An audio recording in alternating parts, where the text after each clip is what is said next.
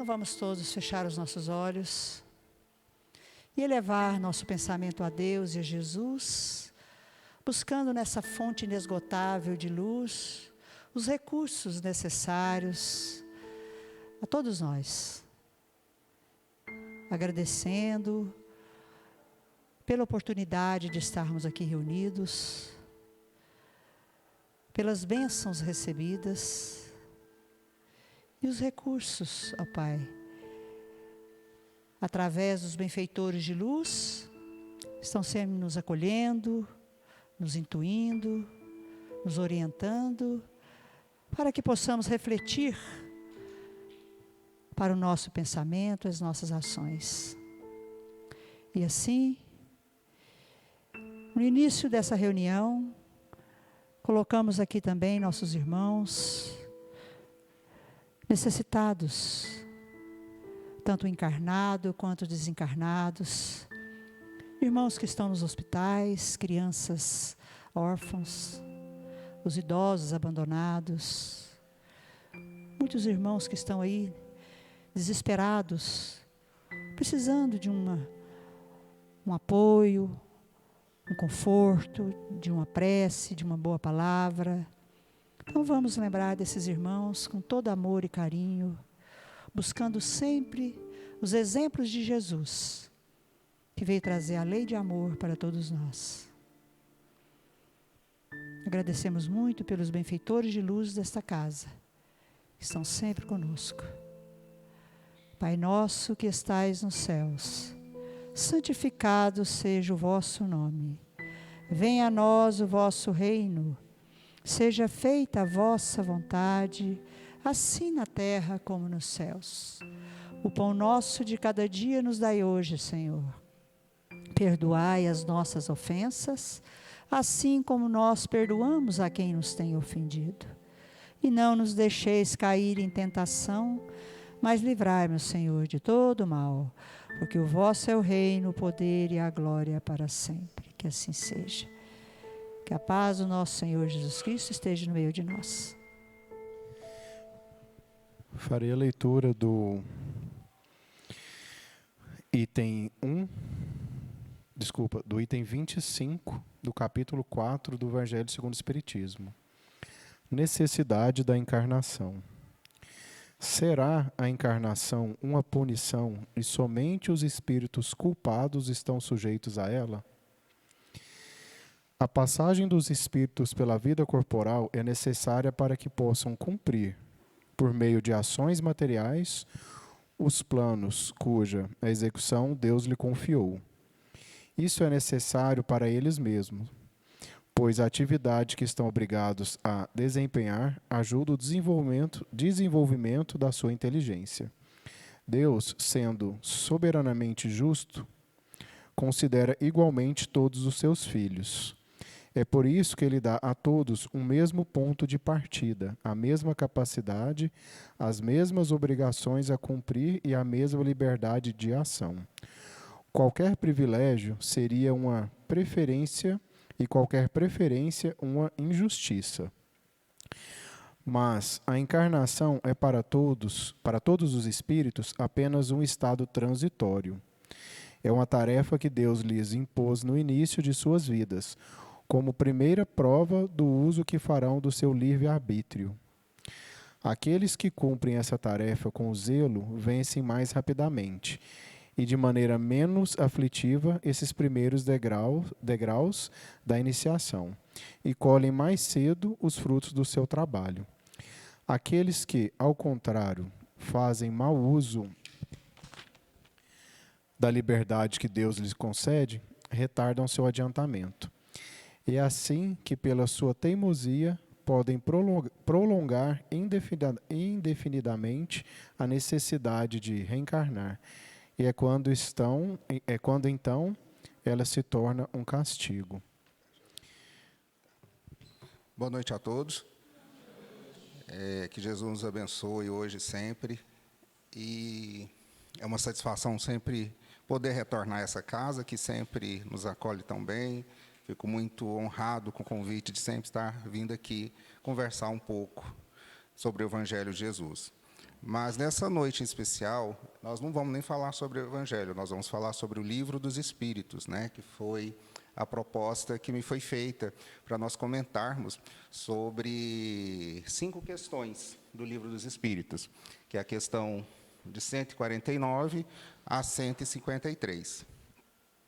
Porque a gente sabe da importância do Livro dos Espíritos, né? Ele é um livro de cabeceira para nós. Ele está incluído, né? Ele surgiu já há mais de 160 anos, né? Quando, em 1857, e foi uma das 5 obras, né, que Kardec deixou para nós. Dentre elas, né, o Livro dos Espíritos, o Evangelho, a Gênese, o Céu e o Inferno e o Evangelho, né, segundo o Espiritismo. São obras que nós estamos aí estudando ao longo de todos esses anos, né? E o que acontece?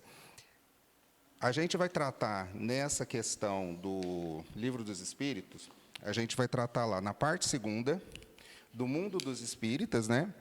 Que está no capítulo 3, que é a volta do espírito, né? A extinção da sua vida corpórea e o retorno à vida espiritual. Ou seja, a alma ou o espírito após a morte, né? O que acontece? E lá na questão 149, a primeira pergunta, ela traz para nós o seguinte, né? A pergunta que é feita dos espíritos, né? De Kardec aos espíritos. E aí, Kardec pergunta o que sucede à alma no instante da morte, né? O que acontece com o espírito ou a alma no momento da morte? E aí os espíritos respondem, né, para Kardec: volta a ser espírito, isto é, volta ao mundo dos espíritos, de onde se apartara momentaneamente. Ou seja, né, é o regresso, porque aqui a gente sabe que nós estamos temporariamente, que aqui é apenas uma passagem, uma escola, um estágio que nós estamos. E aí o nosso verdadeiro mundo é no mundo espiritual, né? E aí é para lá que nós vamos, e como, né, na própria leitura do nosso irmão que me antecedeu aqui, fazendo comentário, vai depender de cada um de nós como nós vamos levar a nossa vida aqui, para saber se quantas vezes vamos precisarmos ter que voltar para cá, né? E quantas vezes for necessário até a gente aprender, a gente vai voltar. E aí vai depender de cada um. E aí, ainda falando dessa questão 149, Miramês diz o seguinte, que a alma, depois da morte, volta ao plano espiritual, de onde veio, da sua casa. É como se ela estivesse, né, como se o nosso espírito estivesse aqui internado, em uma universidade ou uma escola, em um contínuo aprendizado. E, ao terminar esse curso, esse estágio, ele volta para o seu campo de trabalho, para a atuação do seu trabalho, para se sentir mais livre e exercer as suas obrigações, de acordo com como conduziu a sua vida. E aí, ele diz ainda que o espírito encarnado, né, nós espíritos encarnados, devemos meditar sempre que possamos a respeito do mundo espiritual, pois em breve estaremos lá. Nessas comunicações dos espíritos com os homens, na reencarnação, esse estudo, essa grande filosofia, ela vai abrindo caminhos para os novos conhecimentos da verdade. A esperança vai se tornando de mansinho em nossos corações, dotando-nos de inteligência e de compreensões maiores, e de formas para podermos suportarmos os entraves e os embates da vida, e renovarmos as nossas forças para vencermos os nossos problemas. Atraímos pelo que somos, ou seja, as nossas companhias espirituais são de acordo com os nossos sentimentos. Porém, a misericórdia de Deus nos favorece a presença de anjos, mesmo quando estamos vivendo em mundos inferiores ou na inferioridade, para que esses anjos possam despertar em nós valores morais, para assim podermos reconhecermos que Deus é um Pai de amor, e começando a atender aos chamados da nossa consciência, para acendermos dentro de nós uma luz. E esse processo se dará para que iniciemos uma vida reta, de caminhos favoráveis, onde Jesus está sempre Jesus está nos dando as mãos e nos ensinando como a caminhar. Desta maneira, quando chegarmos no momento de fazermos a passagem para o mundo espiritual, estaremos preparados para tal evento. Estaremos com serenidade e a esperança de estarmos preparados igualmente para voltarmos a este mundo quantas vezes forem necessário. Ou seja, aqui está nos dizendo o quê? Que quando chegar o nosso momento, né, de fazermos a nossa passagem, o nosso retorno, né? Não é nem nossa passagem, o nosso retorno para a vida espiritual, nós temos que nos preocuparmos de como nós estaremos, de como nós queremos ir. Porque ele nos convida a refletir as nossas atitudes aqui, na Terra, né? Nesse período que estamos aqui, que estamos tendo essa oportunidade de estarmos trabalhando aqui. E, para isso, nós temos que o quê? Trilharmos no caminho do bem, trilharmos dentro do ensinamento do Evangelho de Jesus, atrairmos para perto de nós boas companhias espirituais, bons conselheiros, bons benfeitores, porque dessa maneira, quando chegar a hora de fazermos o retorno, né, estaremos melhor, teremos uma compreensão maior, uma aceitação maior desse momento. Mas mesmo aqueles que ainda insistem em viver na inferioridade, que ainda têm dificuldade em reconhecer esse momento, né, em praticar, em ter entendimento, em despertar, na verdade, Deus nunca desampara um filho, né? Nunca deixa de nos desamparar. Ele sempre coloca perto de nós benfeitores para poder nos inspirar, nos despertar. Mas aí vai de cada um, né? Da reforma íntima de cada um, para poder despertar para esse momento, né? Da sua transição, né? Do seu despertamento. E aí, partimos agora para a questão 150, né? Que trata também do mesmo assunto, da alma após a morte, que é a seguinte pergunta: a alma, após a morte, conserva a sua individualidade, né? Ou seja, quando, né, nós voltamos para o mundo espiritual, nós mantemos a nossa individualidade, quem somos, né? Essa que foi a pergunta. E os espíritos respondem: sim, jamais se perde. Que seria ela se não a conservasse? E aí ela ainda vem, o Kardec ainda faz outra pergunta: mas como comprova a alma a sua individualidade, uma vez que não se tem mais o corpo material? Ou seja, né, a gente não perde a nossa individualidade, mas ele quer saber, mas então como se a gente não perde a individualidade, então a gente conserva o nosso corpo? Como que é, né? Ficou essa dúvida. Não, o corpo acaba, a matéria, a carne, ela vai acabar, porque nós somos um fluido, nós somos uma essência, essa vai ficar. E essa essência, essa individualidade que nós somos, que nós vamos carregar, que nós vamos levar para o outro plano, que é o perispírito, esse é individual de cada um, né? Ele não acaba, ele é permanente. O que se acaba é a matéria, são esse corpo, essas várias formas de corpos que nós vamos adquirindo ao longo das nossas encarnações. Esse, sim, acaba. E a alma leva consigo deste mundo? A alma nada leva consigo? O espírito nada leva desse mundo?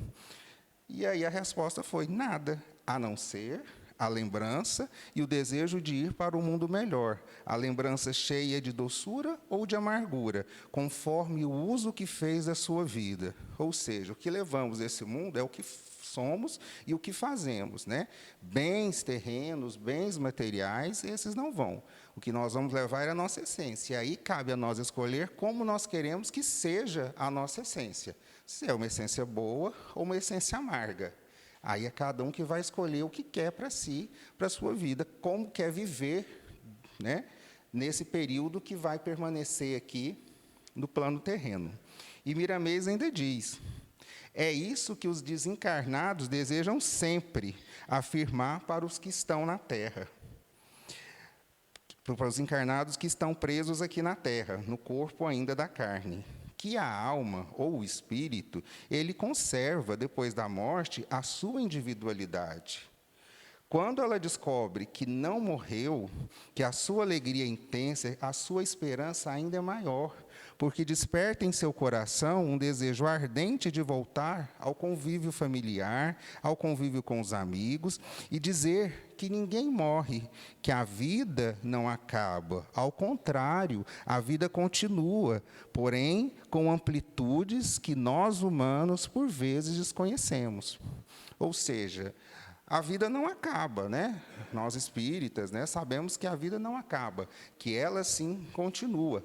E essa certeza, principalmente, nós temos quando nós desencarnamos, porque vamos para o outro lado e nós estamos, nesse momento aqui, trabalhando para quê? Porque sabemos que temos um período aqui, nesse plano, e que em breve vamos para outro. E aí, como queremos ir para o outro plano?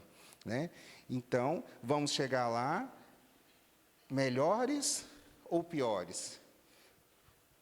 Aí fica a escolha para cada um refletir da sua reforma, de fazer a sua reforma íntima, de poder trabalhar dentro de si a doçura. Claro que a gente vai enfrentar muitos dissabores durante o nosso caminhar aqui, até porque nós estamos aqui é para isso. Mas devemos ter em mente de que nada é eterno, tudo é passageiro e de que tudo tem um porquê, né? Todos os nossos dissabores, eles têm uma razão. Ou porque nós provocamos, às vezes, e são consequências das nossas atitudes, então teremos que arcar com isso, ou porque, às vezes, temos a necessidade de resgatar e passar por determinadas situações, mesmo, às vezes, nós achando que não merecemos passar por determinadas situações. E, continuando, Miramês diz ainda: o corpo é um instrumento cujo usuário é o espírito. Uma vez abandonado pelo espírito, o corpo falece, perde a sua capacidade de comunicação com os outros. O físico perde a sua forma, desfazendo-se e voltando-se para o mundo de onde partiu. O que chamamos com muita propriedade de espírito é o seu instrumento de comunicação no mundo que habita.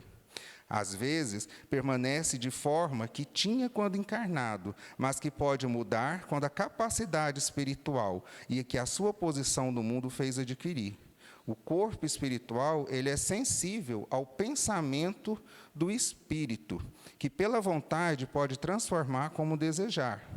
Se for chamado para trabalhar e mesmo renascer em outro mundo, o espírito deixa o perispírito condizente com a realidade e o ambiente em que viveu e que formará-se no outro plano, de acordo com a natureza daquele ambiente que ele vai habitar, para poder estar ligado à lei de harmonia daquele mundo ou planeta que lhe servirá de casa por um determinado tempo. Ou então a gente está dizendo o que aqui? Que o nosso corpo, a nossa matéria, ela vai se modificar de acordo com o mundo que a gente for. O nosso perispírito vai se adaptar às necessidades de determinado mundos que estivermos, mas o nosso perispírito, a nossa essência, essa será a mesma. A nossa veste, as nossas roupas é que vão mudar.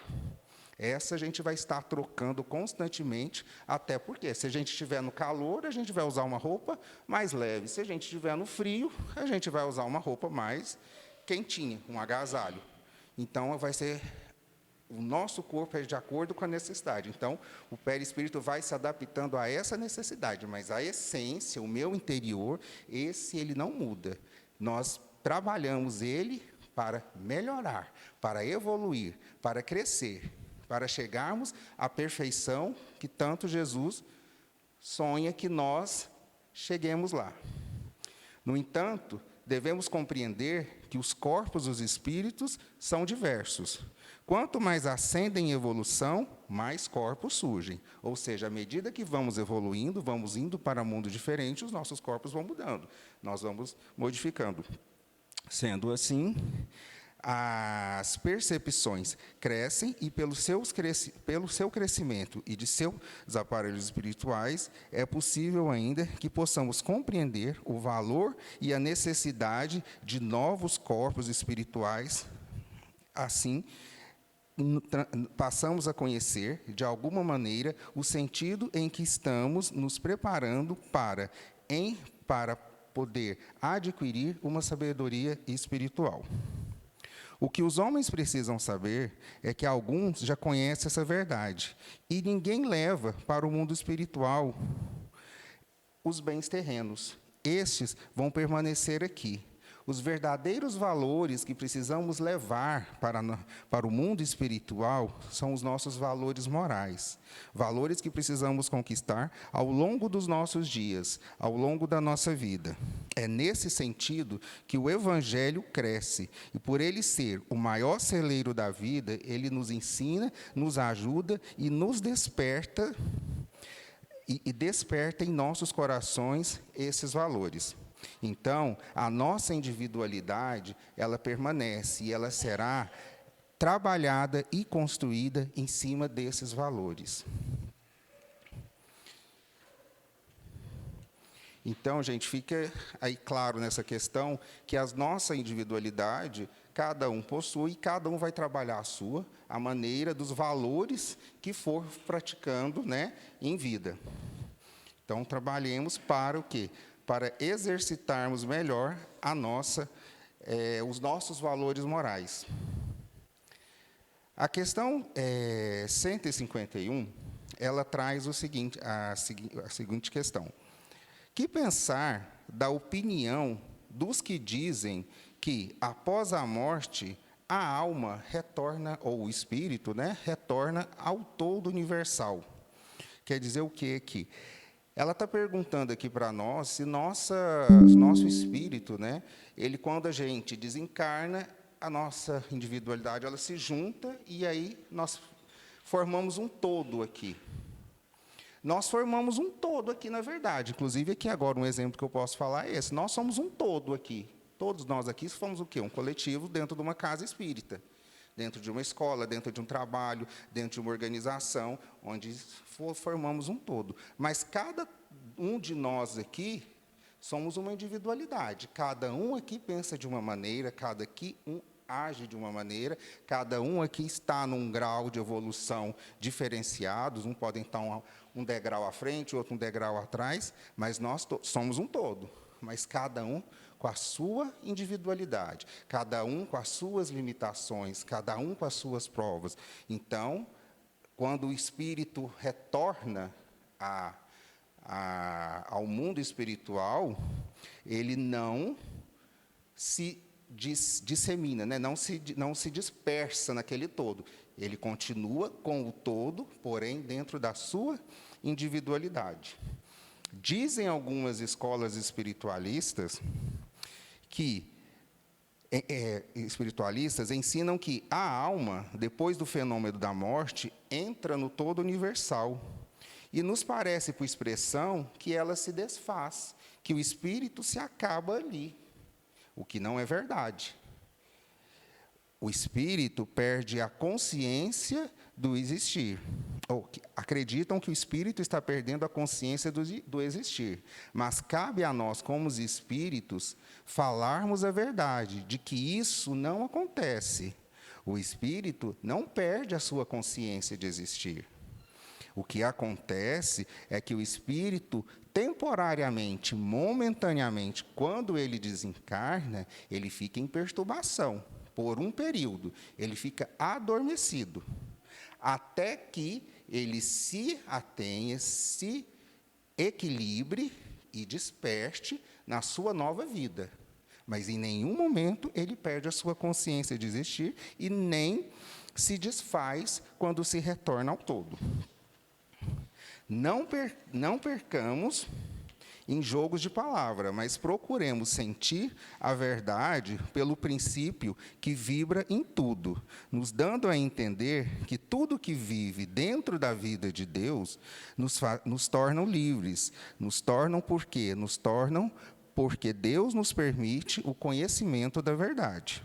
Jamais sairemos do todo universal, sempre estaremos lá, com a grandeza de um sentimento só, que é a de ter a consciência de que somos cada um individuais, de que somos nós mesmos e que sentimos, temos emoções e temos a nossa própria liberdade de nos inspirarmos, de agirmos e de fazermos. Somos, pois, filhos de Deus, que descemos e tornamos a subir para Ele quando somos chamados e quando necessário.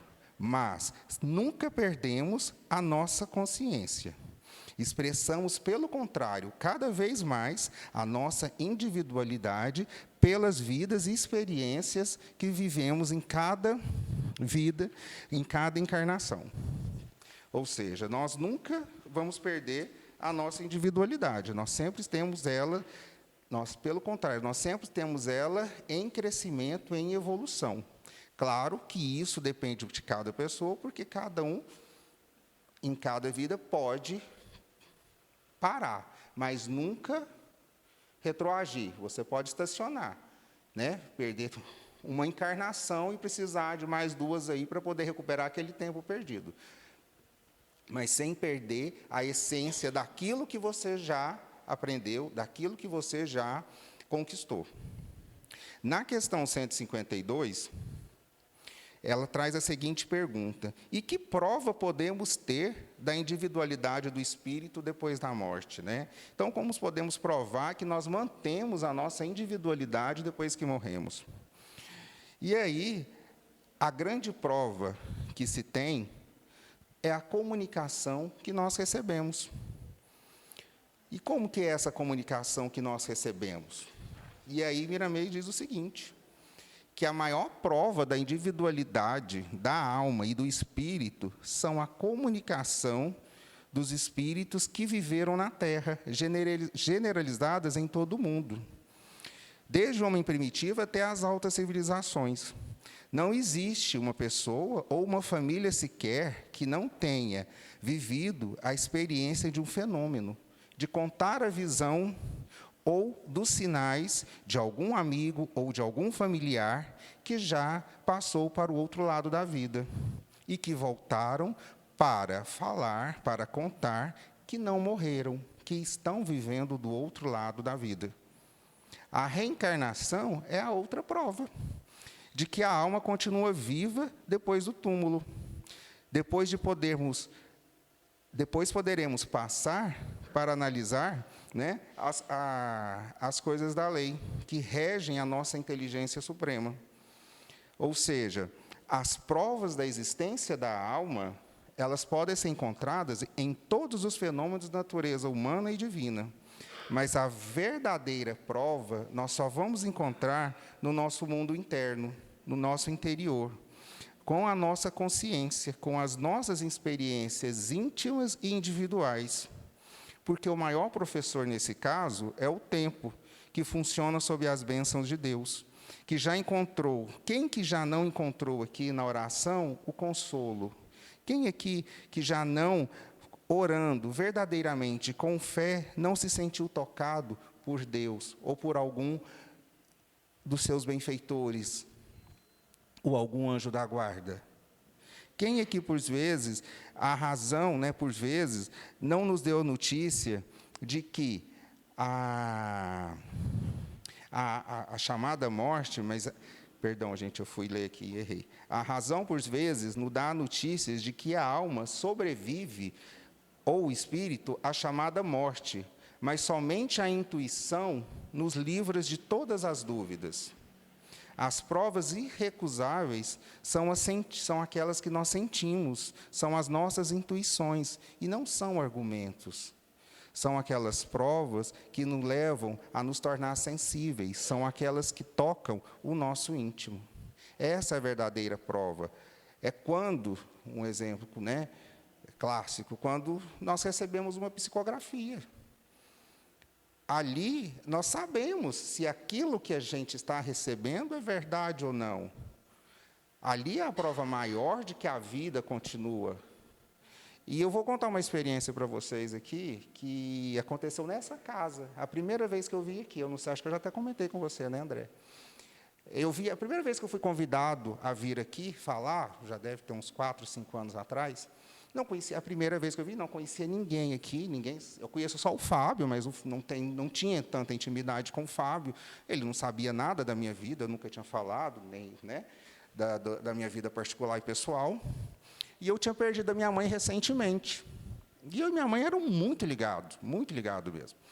Acho que a Badia frequenta aqui, nós estudávamos naquela época junto, e eu nem sabia que a Badia também era trabalhadora aqui da casa. E eu vim, conversei, e por coincidência eu estava falando sobre também um tema ligado à morte, a desencarne. E comentei a perda de entes queridos.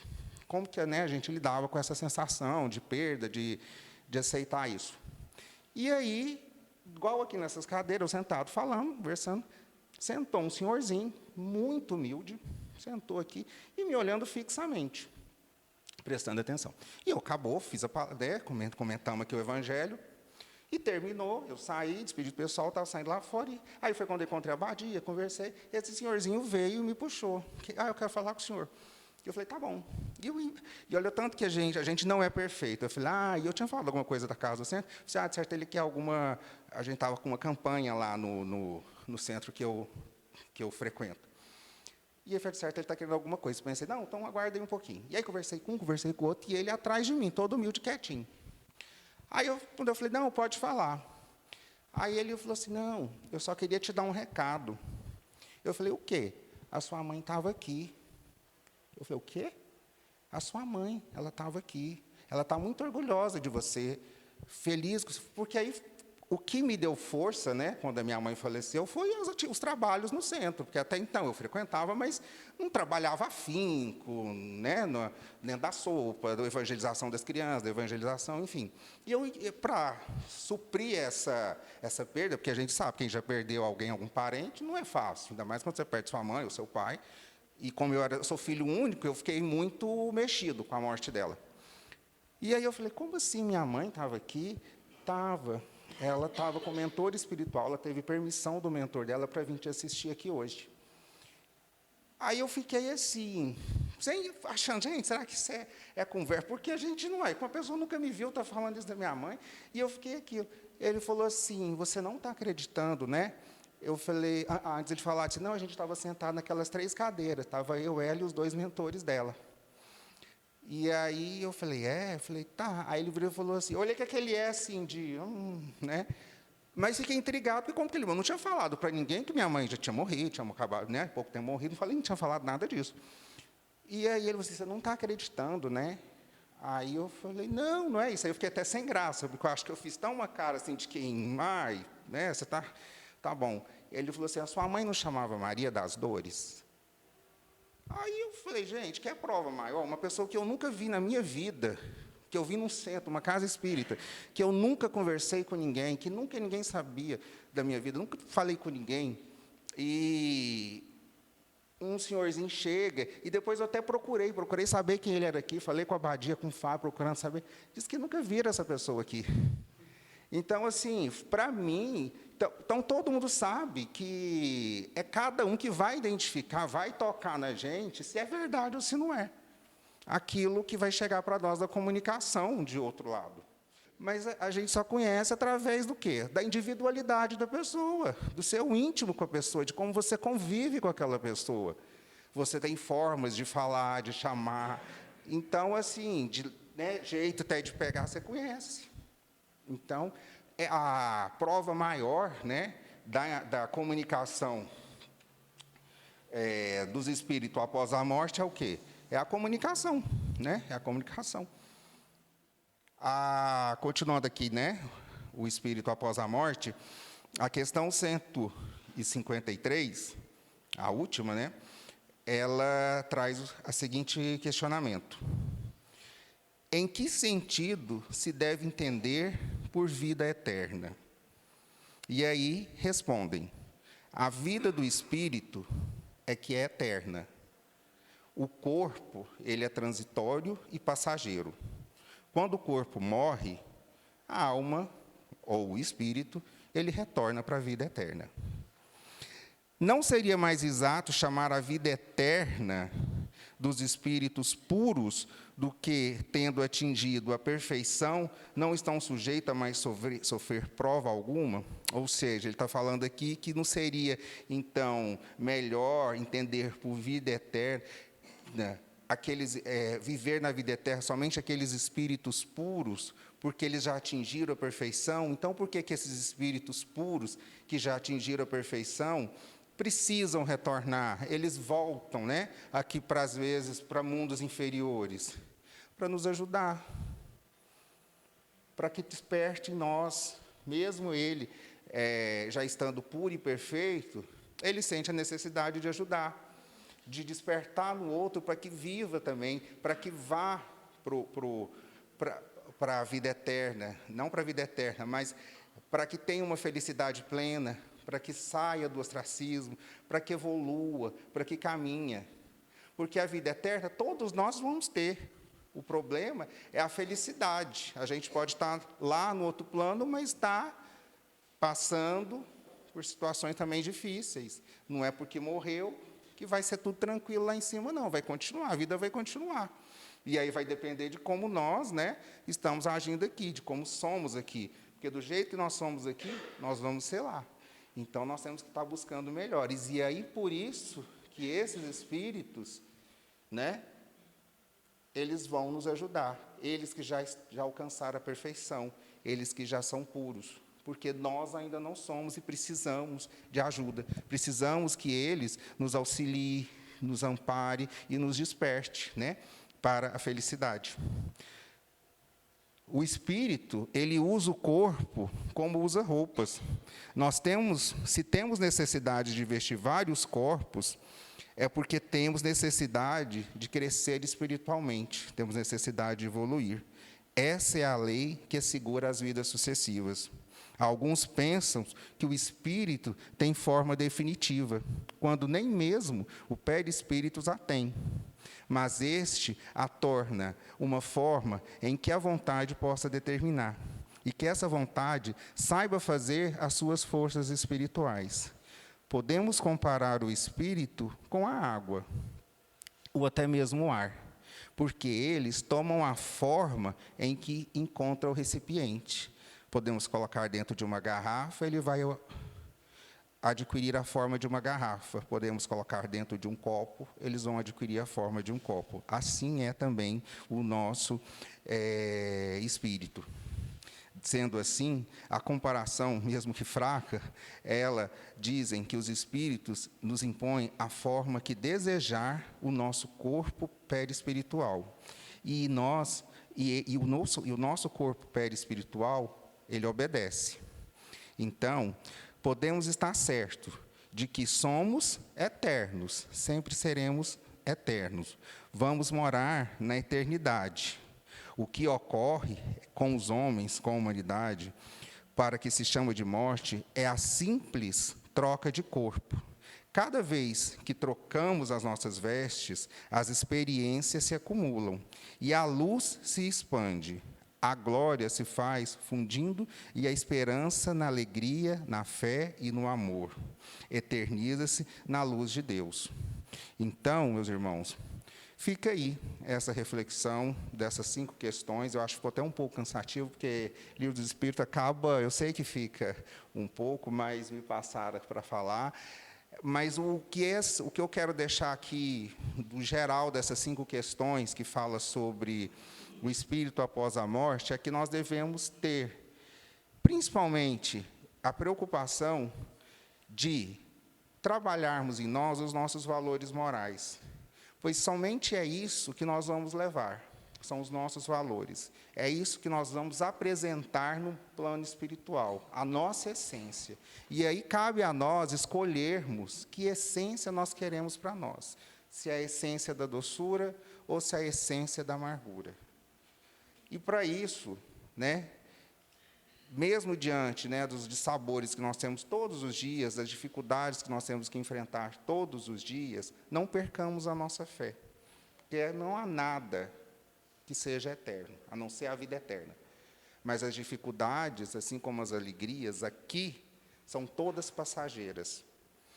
A nossa vida verdadeira, o que nós temos que construir para o futuro, e o futuro, quando eu digo, né, é na nossa vida futura, que é do outro lado, são os valores, é trilhar no Evangelho de Jesus. Buscarmos estes ensinamentos. Por mais que eu sei que a gente é falho ainda, que é difícil, mas a gente busca se esforçar, né, para que quando chegar o momento da gente se apresentar, a gente consiga apresentar o máximo de valores do outro lado, né? Então, que Jesus nos abençoe, que possamos todos voltar para os nossos lares em boas companhias espirituais. Eu agradeço a atenção de vocês, a compreensão, e até uma próxima oportunidade.